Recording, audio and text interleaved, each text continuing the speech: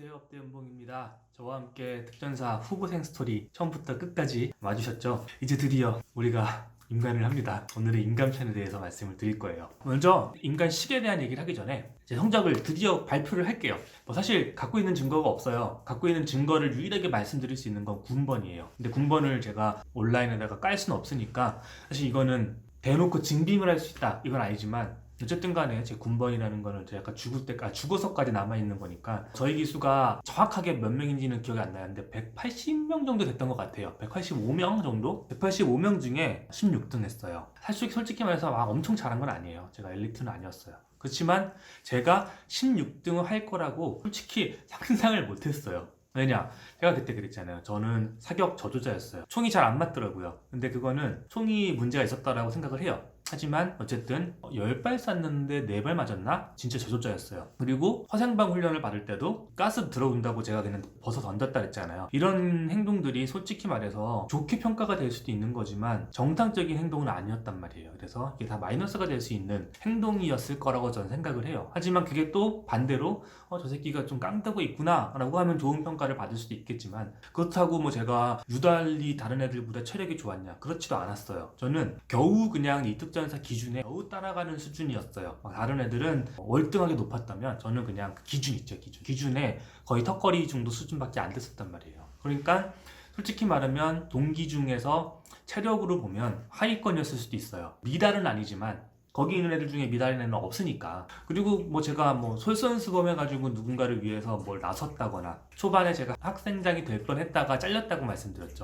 그러면서 어떠한 직책도 맡지 않았어요. 그러니까 저는 뭐 제가 리더십이 있는 역할을 한 것도 아니야. 체력이 좋은 것도 아니야. 그렇다고 막 훈련을 완벽하게 해내지도 않았어. 그렇다고 누군가에게 눈에 띌 만큼 뭔가를 확 보여준 것도 사실 없었어. 그랬는데 성적이 좋더라고요. 그래서 사실 저도 아이러니했어요.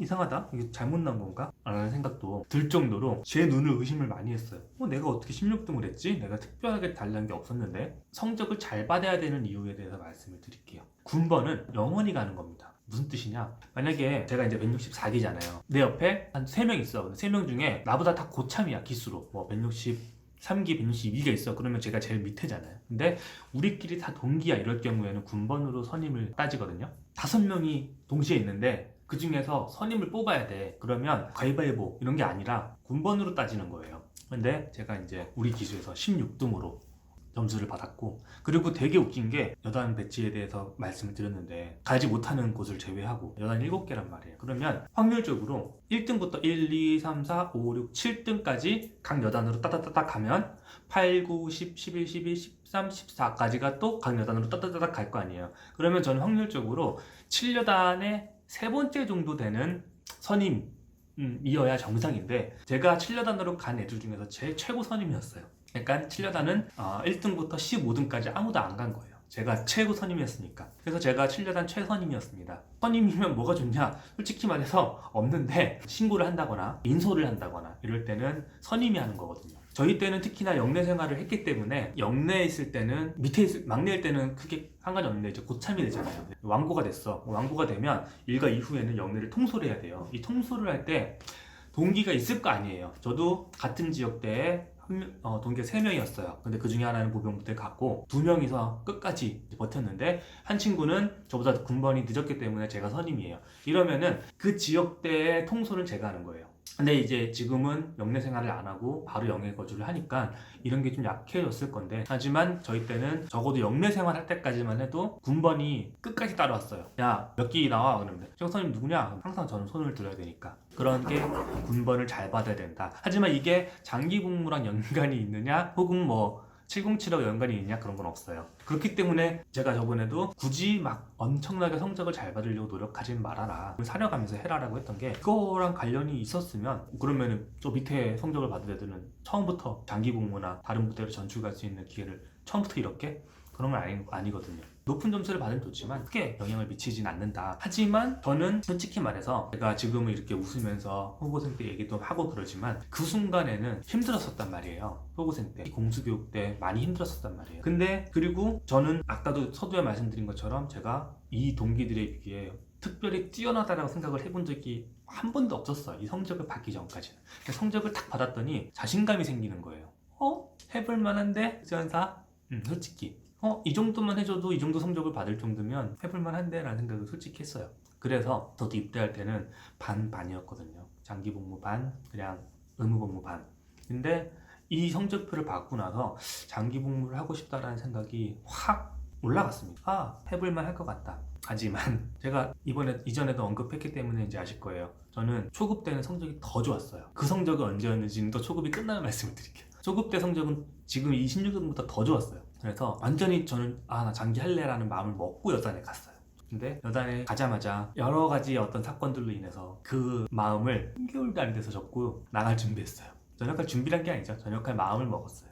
왜 그랬는지도 여단편에 가면 말씀을 드릴 거예요. 그래서 하나씩 제가 저의 기억을 따라 가다 보면 그 이유도 알게 될 것이고, 그 다음에 이게 곧 여러분들이 특전사 입대하면은 맞닥뜨리게 될 상황이 현실이니까, 특전사 안 갈 거면 혹은 특전사 전역하신 분이면 맨날 얘기했지만 이제 가고 싶으신 분들도 이걸 이 영상을 보실 거 아니에요. 그러면 여러분들이 실제 겪어야 될 일들입니다. 지금 많이 웃어두세요. 저는 이런 성적을 받고요, 인간 준비를 합니다. 인간 준비 때 해야 되는 게 뭐냐면 오화열 맞춰가지고 절도 있게 팔 흔들어 가면서 오라 하면서 하고, 또 행사할 때 경례도 하고, 그다음에 이제 부모님들이 계급장 달아주고 막 한단 말이에요.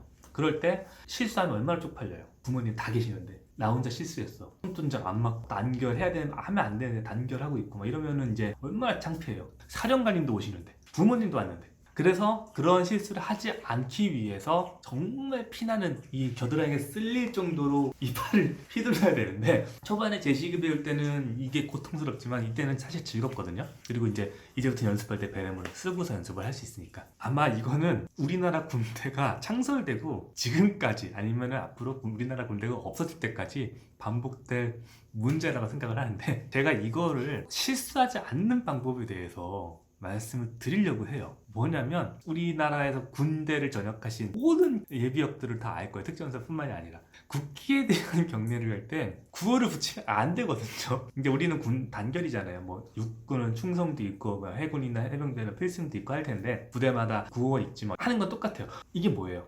이게 사회에서는 안녕하세요예요. 안녕하세요예요. 잘 들어봐요. 안녕하세요 하잖아요. 밖에서는. 그러면 군대는 이렇게 한단 말이에요. 이게 안녕하세요예요. 안녕하세요를 누구한테 해요? 사람한테 하죠. 기계한테 해요? 자동차 앞에서 안녕하세요 해요? 이건 정신병자만 하는 거예요. 그쵸? 국기에 대한 경례를 하면, 국기는 뭐예요? 국기는 사람이 아니에요. 그러면 국기한테 안녕하세요 해요? 안 해요? 안 하죠. 그러면은 이걸 할 때 손만 올려야 돼요? 아니면 경례를 같이 해야 돼요? 예를 들면 단결해야 돼요? 아니면 그냥 손만 올리면 돼요? 우리 학교 다닐 때 이렇게 했잖아요. 국기에 대한 경례 그러면 이렇게 가슴에 손 올렸잖아요. 이럴 때 안녕하세요 해요? 우리 고등학교로 한번 들어가 봅시다. 고등학교 때 이제 우리도 조회를 하면 교장 선생님께 경례 그러면 안녕하세요 했을 거예요. 근데 국기에 대한 경례 그러면은 손만 올리지 안녕하세요 했어요? 안 했죠. 똑같은 거거든요. 근데 군대는 모든 경례가 이 손으로 이게 똑같기 때문에 헷갈리는 거예요. 근데 조금만 생각해 보면 이게 실수하지 않아요. 사람한테 할 때는 인사를 하는 겁니다. 나보다 상급자 안녕하세요 하는 거잖아요. 단결하는 거예요. 근데 국기는 사람이 아니에요. 그러니까 단결하면 안 되는 거예요. 안녕하세요 아니에요. 그냥 손만 올리면 돼요. 이거 하는 것처럼 잘 기억하고 가세요. 정말 이거는 우리나라 군대가 사라지기 전까지 무조건 있어. 지금 제가 하는 말만 듣고 가면 실수하지 않을 거예요. 사람한테 인사하는 거예요. 인간식을 할 때는 사실 날씨가 정말 중요해요. 왜냐면 날씨가 좋은 날, 정상적인 날이라고 칠게요. 잔디가 파릇파릇 도는 정말 좋은 연병장에서 행사를 합니다. 인간식을. 그러면 공수교관님들이 부모님들 앞에서 코끼리나 항공기를 타고 실제 강화도 시범도 보여주고, 그런 모습들을, 그러니까 쇼를 해줘요. 쇼를 해주면서 뭔가 그 행사를 더 풍성하게 만들어줘요. 정말 그걸 저도 부모님께 사실 보여드리고 싶었어요. 내가 직접 강화는 하지 않지만 나는 밑에서 이제 대열에 속해 있지만 그래도 내가 저런 훈련을 받았어요 라고 이제 부모님들한테 보여줄 수 있는 자랑거리잖아요. 저희는 좀 참 재수가 없었던 게, 마침 또 인간식 날 비가 와가지고 실내 체육장에서 인간식을 했습니다. 그 실내 체육장이 처음에 엄마하고 헤어졌던 그 자리예요. 뭐 체육관에서 하는데 강화시험을 보여줄 수는 없잖아요. 배트맨도 아니고. 그래서 저희는 강화시범 같은 게 다 캔슬됐어요. 되게 우중충하게 좁은 공간에서 인간식을 마치고, 참 이런 거 보면은 인간식 날짜를 좋은 날짜로 갖는 것도 축복인 것 같아요. 참 아쉽더라고요. 아직은 우리가 이제 이게 만약에 그 군복이라고 치면 원래는 이제 부사관 계급은 이쪽에 달린단 말이에요. 병사들은 여기는 부사관 이상, 그다음에 장교들만 걸 수 있는 계급장 위치인데 여기가 아무것도 없는 상태의 군복을 입어요. 그리고 어느 정도 행사가 진행이 되다 보면 부모님이 철제 계급장을 하나씩 다 받습니다. 그거를 받고 각 자녀들이 있는 곳에 가가지고 여기다가 계급장을 직접 이렇게 꽂아줘요. 꽂아주면서 이제 저는 이제 하사잖아요. 눈이 앞에 다 있으면 상별 하사 업전복 그러고서 이제 계속 이러고 있으면 부모님이 이렇게 꽂아줘요. 그때 다 울죠 솔직히. 저는 그때 안 울려고 속으로 애국가를 불렀나 계속 딴 생각했어요. 근데 뭐 창피한 거 아니니까 이제 이렇게 해서 정말로 정식 특전사로 탄생을 하는 날입니다. 솔직히 이날이 특전사라는 신분으로 근무하는 전 기간 동안 가장 기쁜 날 중에 하나로 손꼽을 수 있을 정도로 좋은 날이에요. 동기들끼리 부모님과 그 다음에 사령관님까지 특전사와 관련된 최고 위부터 이제 막 임관한 최고 아래까지 그 다음에 그들의 부모님까지 한자리에 모여서 축하해주는 행사가 이제 없어요. 전역을 할 때는 각 여단, 각 대대 소속된 부대에서 같이 동고 등록했던 소수의 동기들끼리만 인사하고 헤어지는 게 전역이에요. 다시 이 사람들이 전부 다 동기들이 모여서 한 번에 전역하는 거 행사가 이제는 없어요. 그리고 물론 이제 초급 교육이라는 게 있지만 초급 교육까지 마치고 나면 100명이 넘는 이 동기들 중에 다시 얼굴을 보지 못하는 사람들이 더 많아요. 다시 만날 가능성이 사실 거의 없어져요. 저도 동기를 만약 길거리에서 만나면 기억하지 못하는 동기들도 분명히 있을 거예요. 특전사라는 뜻이 되게 멋있잖아요. 저번 편에서 특임단의 뜻이 무슨 뜻인지 말씀해 주셨던 그 형이 특전사도 무슨 뜻인지 얘기해 줬거든요. 특전사 무슨 뜻이냐면 특별히 전쟁에 필요 없는 사람들, 특별히 전쟁에 필요 없는 사람들. 이게 특임단도 그렇고 특전사라는 뜻도 그렇고 이게 그냥 단순히 웃자고 하는 소리는 아니에요. 특전사는 비정규전을 수행하는 부대거든요. 비정규전은 조용하게 은밀하게 아무도 모르게 하는 부대예요. 막 대놓고 나 이제 너 친다, 니 때린다 이게 아니라 쳤는지 때렸는지 알지도 못하게 일을 마무리 짓는 게 특수부대의 임무거든요. 그러니까 작전을 해도 알려지지 않아야 되는 경우들이 많아요. 그렇기 때문에 모르는 사람들이 봤을 때는 저 사람들이 뭘 하는지 모르는 거죠. 저도 이렇게 본격적으로 유튜브를 시작하기 전, 그 다음에 저보다 더 훨씬 선배님들은 아직도 그런 생각을 갖고 계시는 분들도 많고 너무 특수부대인데 너무 이 언론이나 공중매체 너무 많이 노출이 되는 거예요. 한때는 존재조차 부정했던 707 특수부대라는 이름으로 갖고 있는 부대는 아예 사실 노출도 잘 안 되던 시기가 그렇게 오래되지 않았거든요. 불과 한 10여 년 전만 해도 정말 보안에 엄청나게 신경을 썼었는데 지금은 그냥 SBS, MBC, KBS 다 나오잖아요. 사실 저도 이제 이런 촬영을 하면서 본격적으로 하기 전에는 저래도 되나 싶을 정도로 좀 과하더라고요. 대원부터 작전하는 내용 다 나오니까 저래도 되나. 우리 때는 진짜 이 사진에 부대 전경만 찍혀도 그 사람 거기 군법 재판에 회부될 정도로 심각한 문제라고 느껴졌을 정도로 안보 교육을 많이 받았어요. 진짜 뻥 아니고 수시로 핸드폰 검사를 하는데 핸드폰에 부대 배경으로 사진을 찍었다 헌병대 끌려갈 수 있는 정도의 정말 중요한 문제였어요. 한 10여 년 만에 공중파에 노출이 되잖아요. 저래도 되나 싶기도 한데 저도 그래서 이 영상들을 이렇게 찍어가면서 제가 직접 눈으로 공중파나 유튜버가 아니에요. 국방부가 공식적으로 공개를 한 자료를 제 눈으로 본 것까지 선에서만 모든 이 앞으로의 썰을 얘기할 거예요. 국방부나 방송에서 이 정도까지 얘기했네? 그러면 그 정도까지 얘기를 할 건데 공식적으로 노출이 되지 않은 내용들은 사실 저는 먼저 얘기하지는 않을 겁니다. 상당히 심각했던 상황들도 제 군생활 때 있었거든요. 그런 얘기는 적어도 아직까지는 노출이 되지 않았어요. 제가 먼저 하지는 않을 겁니다. 그러니까 저도 최대한 보안 유지하면서 썰을 풀 거예요. 그래서 썰밖에 안 나올 거예요. 훈련의 어떤 과정, 훈련의 목적, 방법 이런 거에 대해서는 얘기하지 않을 거예요. 이렇게 이제 인간이 끝나면 저는 부모님 차를 타고 고향으로 돌아갔어요. 꿀 같은 6박 7일간의 휴가를 즐기게 되죠. 다음 편에서는 휴가를 즐겼던 다시 휴가가 끝나면 이 교육단으로 와야 돼요.